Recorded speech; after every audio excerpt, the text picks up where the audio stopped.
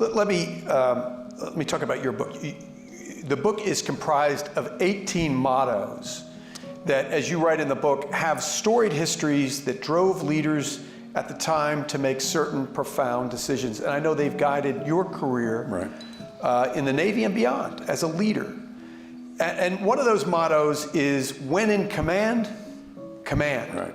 And that's something you heard when you were here, not when you were in the Navy, but when you were here at UT. What's the significance of that phrase, Bill? Yeah, in fact, I was a midshipman here going through the Naval ROTC program, and in the very first semester of Naval ROTC, you get Navy history. And so we talk about all the great naval battles out there, but the young lieutenant who was teaching the class at the time talked to us about Chester Nimitz. And of course, Nimitz, born and raised in Fredericksburg, so there was a connection immediately with UT. But he told us about the time in 1942. So the Japanese bombed Pearl Harbor in 1941. In 1942, now Nimitz is debating whether he is going to engage the Japanese fleet at this tiny little island in the Pacific called Midway. Well, most of his staff thought it was a bad idea, thought it was a trap, and oh, by the way, if we lost any more ships after Pearl Harbor, it could be disastrous. And frankly, the Pentagon at the time did not think it was a good idea either. So Nimitz is really grappling with this. Should I try to engage the Japanese fleet in Midway? And he goes to see one of his closest friends, Admiral Bull Halsey. And Halsey at the time had shingles, and he was in the hospital in Pearl Harbor. So Nimitz goes to see him, and he tells him about his dilemma. And he says, you know, I just don't know what to do. And Halsey was this kind of gruff old admiral, and he says, well, Admiral, you used to tell me, when in command, command. And the point was, you're in charge, take charge. Make the hard decisions, because that's what people expect when you are the commander. If I can fast forward just for a minute.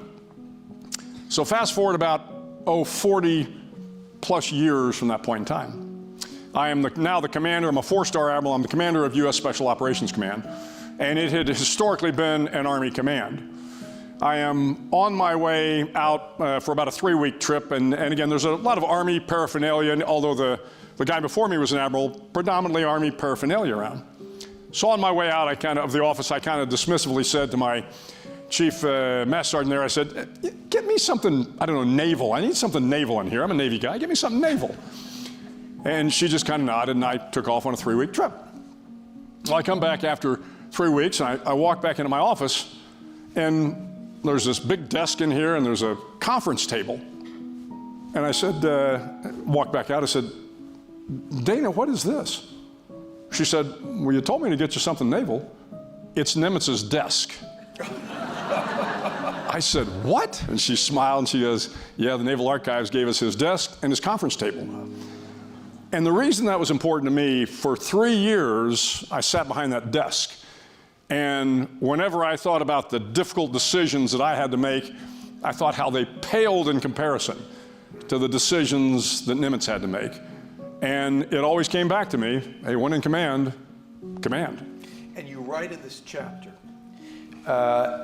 and you had to make some pretty tough decisions yourself, but you write, as a leader, you must always be in command. Even on those days when you struggle with the pressures of the job, you can't have a bad day. You must never look beaten, no matter what the circumstances. So as you say in the subtitle of this, the subtitle is Leadership Made Simple, but Not Easy.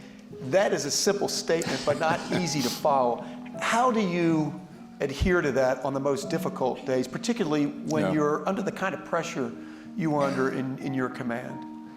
Yeah, I think that, as we were talking beforehand, Mark, I mean, when you are in a leadership position, and I don't care whether you're leading 2 people at Starbucks, or whether you're leading a giant corporation, or whether you're leading Navy SEALs, you get a certain energy in command. And we used to talk about it in the military, there is the energy of command.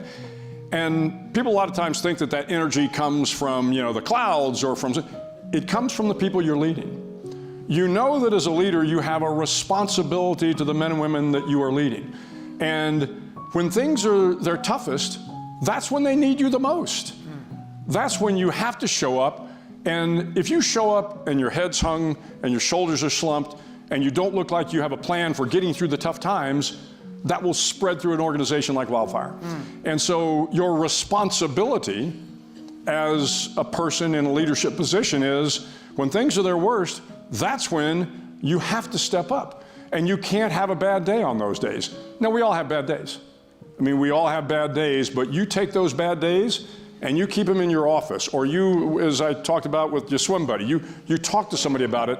But when you have to address the people that you are serving, that are responsible for getting the work done, you better make sure you are, clear-eyed, shoulders back, head up, look confident, and make sure you've got a plan to move forward through the tough times.